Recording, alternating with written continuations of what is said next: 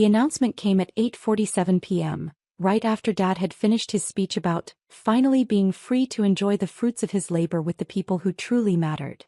I was standing by the kitchen island, helping myself to the catered spread that had cost more than most people's monthly rent, when my stepmother Diane's voice cut through the party chatter like a knife. "Everyone, can I have your attention for just a moment?" The conversations died down. About 40 people, Dad's colleagues, neighbors, Diane's friends, my half-siblings and their families, all turned toward the living room where she stood next to the massive stone fireplace, her champagne glass raised like a weapon. As we celebrate Robert's retirement and look forward to this new chapter of our lives, there's something we need to address. I felt a familiar knot forming in my stomach. In the 6 years since Dad had married Diane, she'd perfected the art of public humiliation disguised as family concern. Some of you may have noticed that we have a situation living in our home that really doesn't fit with where we are in life now. She looked directly at me, her smile sharp as broken glass. "My stepdaughter Jessica has been living here for the past year, despite being 28 years old. She claims she's working on some kind of business venture, but frankly, we haven't seen any evidence of success." A few people in the crowd shifted uncomfortably. I recognized some of Dad's former co-workers, people who'd known me since I was a teenager, people who looked genuinely surprised by Diane's public attack. But I also saw the nodding heads of Diane's inner circle, her sister Patricia, her book club friends, my half-brother Marcus and his wife. People who had spent months listening to Diane's complaints about her freeloader stepdaughter. So tonight, as we celebrate new beginnings, I think it's time for Jessica to pack her things and find somewhere more appropriate for her lifestyle. The room was completely silent. I could feel 40 pairs of eyes on me, waiting to see how I would respond to being publicly evicted from my childhood home. "This house isn't for failures like you," Diane continued, her voice dripping with false sympathy. "It's time for you to learn to stand on your own 2 feet." I looked around the room at the faces of people I'd known for years. Some looked embarrassed. Others looked curious. A few looked pleased, as if they'd been waiting for this moment. Then I looked at my father. Dad was standing next to Diane, his arm around her waist, his expression neutral. Not supportive of her announcement, but not opposing it either. Just accepting it like he accepted everything else about his new life. The man who had once told me I could be anything I wanted to be was now standing silently while his wife called me a failure in front of 40 people. "I understand," I said quietly. Diane looked surprised. She'd clearly expected tears or anger, or some kind of dramatic scene that would justify her actions to the crowd. "You understand?" "I understand perfectly." I set down my champagne glass and walked toward the front door. "I'll get my things tomorrow." "Jessica, wait." Dad finally spoke, but I was already opening the door. "Enjoy your retirement party," I said, and stepped out into the cool October evening. As the door closed behind me, I could hear the party resuming, voices rising again, laughter returning, the celebration of Dad's retirement continuing without the family failure who had been graciously removed from the premises. I sat in my car for a few minutes looking at the house I'd grown up in. The house where I'd learned to ride a bike in the driveway, where I'd had sleepovers and birthday parties, where I'd studied for college exams at the kitchen table. The house that Diane now considered too good for me. I pulled out my phone and made a call. "Marcus? It's Jessica Chin. Sorry to call so late, but I need you to accelerate the Morrison mortgage acquisition." "Yes, the one we discussed last month." "Tomorrow morning." "Perfect." Marcus Rivera was my investment attorney, one of the few people who knew the truth about what I'd been building for the past 3 years while everyone assumed I was unemployed and directionless. What they didn't know was that I'd been working 18-hour days building Sterling Capital Management, a private equity firm specializing in distressed real estate assets. What looked like unemployment to them was actually me running a business from my laptop, managing a portfolio worth over $200 million. Including, as of tomorrow morning, the mortgage on 1247 Maple Grove Lane, my childhood home where I'd just been publicly humiliated and evicted. The next morning, I woke up in my downtown apartment, the same luxury high-rise apartment that Diane assumed I couldn't afford because I preferred to let people make their own assumptions about my finances. At 9:15 a.m. Marcus called. "It's done. Sterling Capital now owns the Morrison family mortgage. The foreclosure notice has been prepared and will be delivered within the hour." "Perfect. And Marcus?" Make sure the delivery is made in person. I want them to understand exactly what's happening. At 9:47 a.m., I was sitting in my car outside the house when the process server arrived. Through the large front windows, I could see Diane in her silk bathrobe, cleaning up from the party. She opened the door expecting a package delivery. Instead, she received a foreclosure notice and a letter explaining that Sterling Capital Management had purchased her mortgage from the original lender and was exercising its right to accelerate payment due to violation of occupancy terms. I watched her face change as she read the documents. Confusion first, then disbelief, then something approaching panic. My phone rang 30 seconds later. Jessica. It was Dad, his voice tight with stress. There's been some kind of mistake. We just got papers saying our house is being foreclosed on, but our mortgage payments are current. The company says Sterling Capital Management bought our loan, but we've never heard of them. That's interesting, I said calmly. Do you know anything about this? You mentioned you were working on some kind of business thing. Dad, Sterling Capital Management is my company. I bought your mortgage this morning. Silence. Complete total silence. That's not possible. You don't have that kind of money. Actually, I have quite a bit more than that kind of money.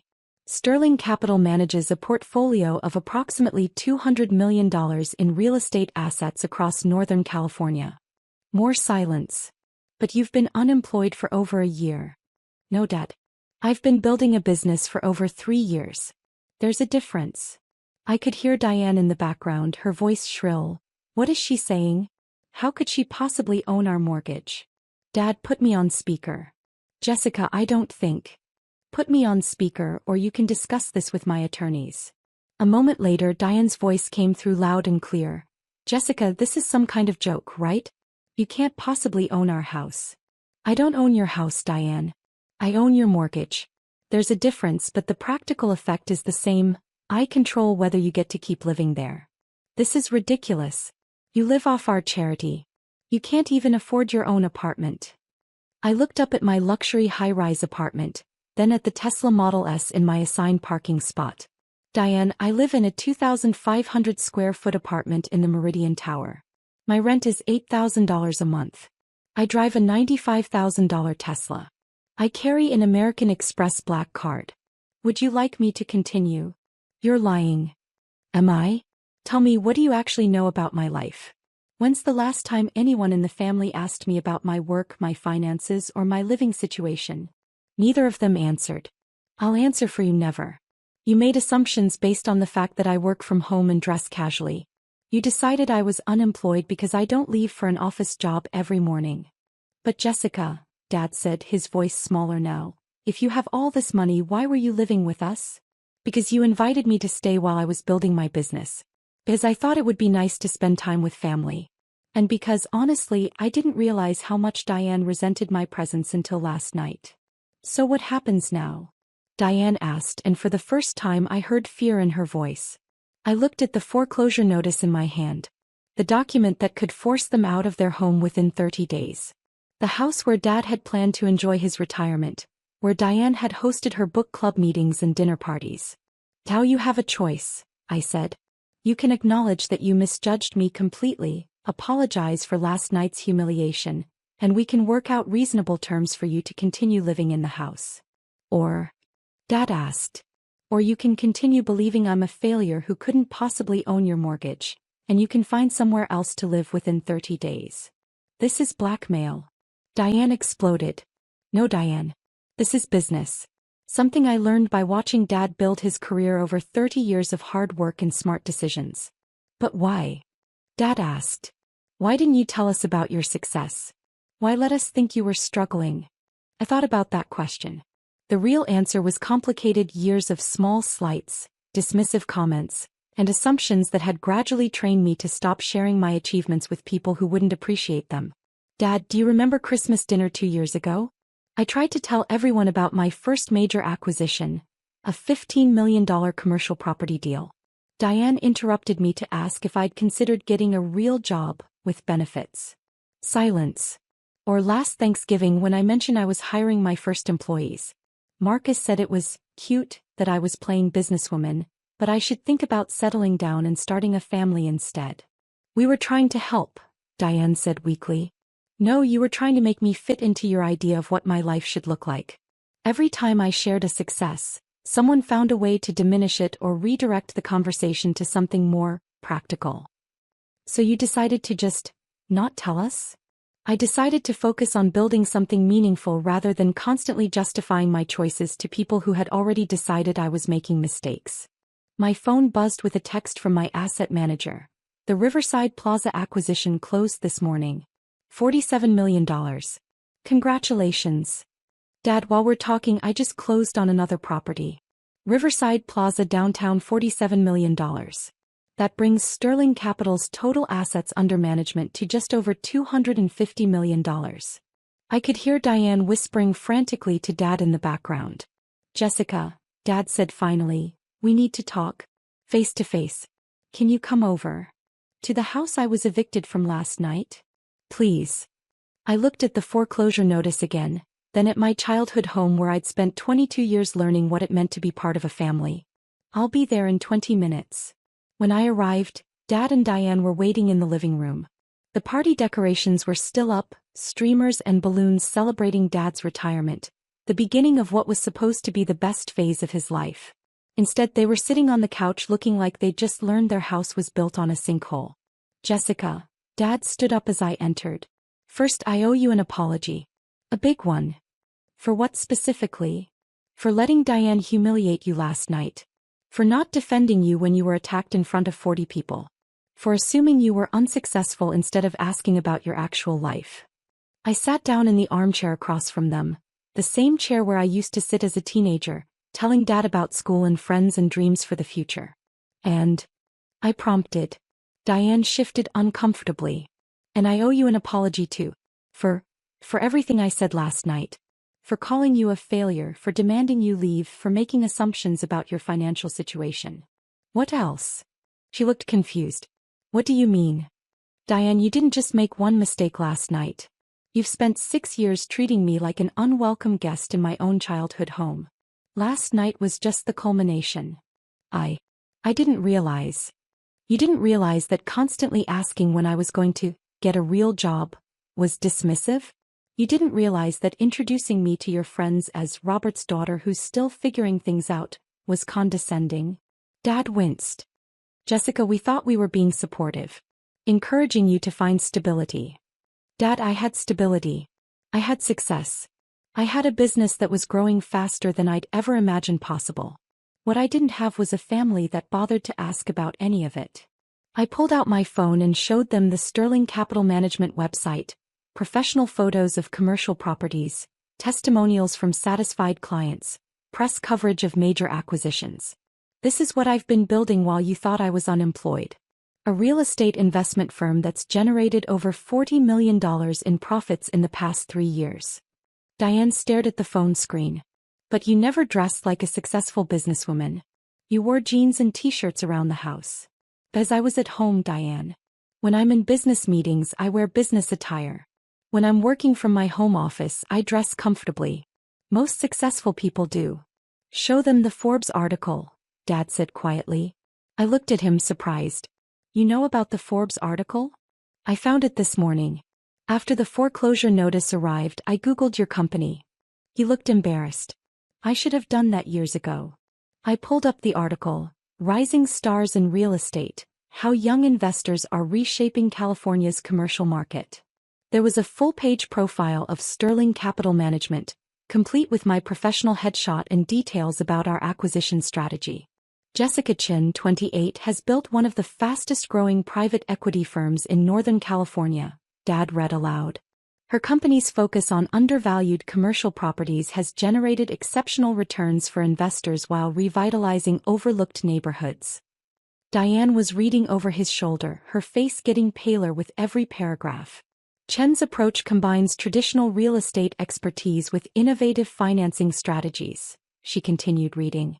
Her success has made her one of the youngest commercial property magnates on the West Coast. There's more, I said, scrolling through my phone. Wall Street Journal piece last month about women in private equity. San Francisco Business Times cover story about young entrepreneurs. 3 speaking engagements at real estate investment conferences next quarter. The room was completely quiet except for the ticking of the grandfather clock Dad had bought to celebrate his first promotion 20 years ago.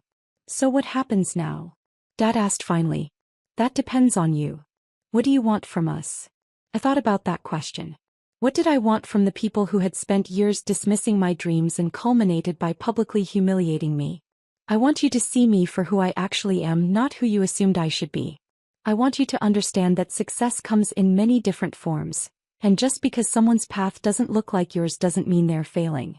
We can do that, Diane said quickly. Can you? Because this isn't just about acknowledging that I'm wealthy, Diane. This is about fundamentally changing how you think about me and my choices. I understand. Do you? Because 3 months from now, when I'm wearing jeans and working from my laptop in the kitchen, are you going to see a successful CEO managing a multimillion-dollar business? Or are you going to see the same failure you wanted to evict last night? She was quiet for a long moment. I don't know. But I want to try. Dad leaned forward. Jessica, can you forgive us? Can we start over? I looked around the living room where I'd grown up, at the family photos on the mantle, the piano where I'd practiced for school recitals, the window seat where I'd read hundreds of books while dreaming about my future. I can forgive you, I said finally. But I can't forget how quickly you were willing to throw me out when you thought I wasn't successful enough to deserve a place in the family. What does that mean for us going forward? It means our relationship is going to be different. I'm not the struggling daughter who needs your guidance anymore. I'm a successful businesswoman who owns your mortgage and controls whether you get to keep living in this house. The power dynamic in the room had shifted completely. 6 hours ago I was the failure being evicted. Now I was the person deciding whether they got to stay. So what are your terms? Dad asked. First, you get to stay in the house. I'll restructure the mortgage with reasonable payments and terms. This is your home and I want you to enjoy your retirement here. Relief flooded both their faces. Second, no more assumptions about my life or my work. If you want to know how I'm doing, ask me directly instead of making judgments based on surface appearances. Agreed, Diane said immediately. Third, if you ever again publicly humiliate me or treat me like a charity case, our business relationship becomes strictly professional. You'll deal with my attorneys and property managers, not with me. That's fair, Dad nodded. I stood up and walked to the window, looking out at the neighborhood where I'd grown up. In the distance I could see the downtown skyline where 3 of my properties rose above the city like monuments to everything I'd built while they thought I was failing. There's one more thing. What's that? I want you to understand that I didn't buy your mortgage to control you or get revenge. I bought it because Sterling Capital specializes in acquiring undervalued real estate assets, and your property fit our investment criteria. So this was just business? It started as business. But when I realized it was your mortgage, I saw an opportunity to teach you something important. What's that? I turned back to face them. That assumptions about success can blind you to the actual achievements happening right in front of you.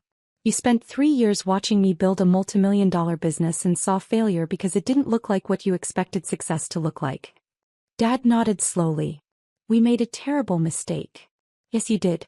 But mistakes can be learning opportunities if you're willing to change. My phone rang. Marcus Rivera calling with updates on 2 new acquisitions we were finalizing. I have to take this, I said. It's my attorney calling about a $23 million property deal we're closing today. As I answered the phone, I watched Dad and Diane's faces change again. They were finally beginning to understand that their failure stepdaughter was actually running a sophisticated business operation that generated more income in a month than most people earned in a year. Marcus, good morning. Yes, the Riverside deal closed successfully. Move forward with the Harbor Point acquisition. Schedule the due diligence for next week. I'll review the contracts tonight. When I hung up, Dad was staring at me with something approaching awe. You really do own a multimillion-dollar company. I really do. And you built it while we thought you were unemployed. I built it despite the fact that you thought I was unemployed. There's a difference. Diane looked genuinely shaken. Jessica, I feel terrible about everything I said. Not just last night but for years. All those comments about getting a real job, about settling down, about being practical.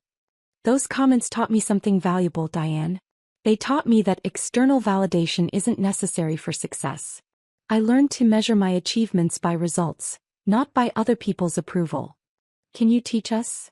Dad asked quietly. Teach you what? How to see success differently. How to recognize achievement even when it doesn't look conventional. How to be the kind of family that supports dreams instead of dismissing them. I looked at the foreclosure notice still sitting on the coffee table, the document that had changed everything in the span of one morning. I can teach you that, I said. But it starts with curiosity instead of assumptions.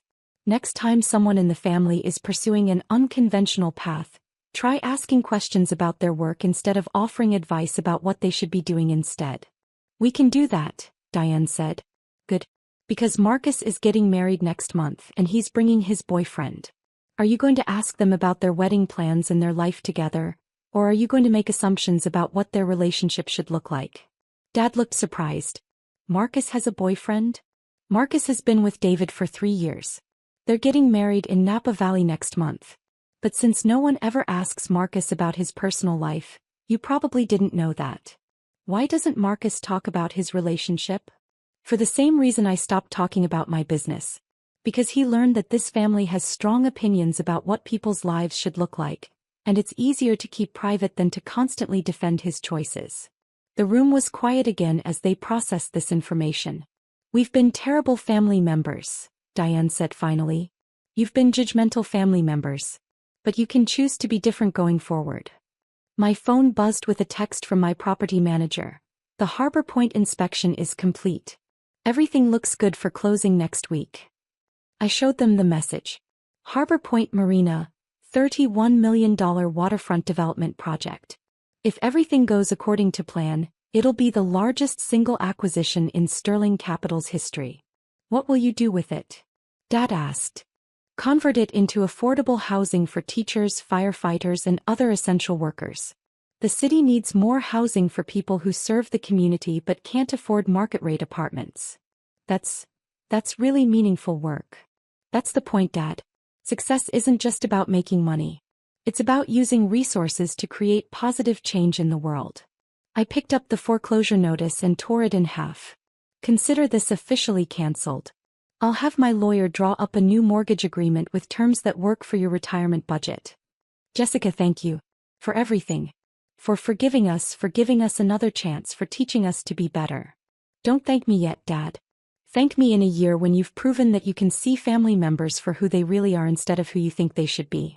As I left the house that afternoon, I reflected on the events of the past 18 hours.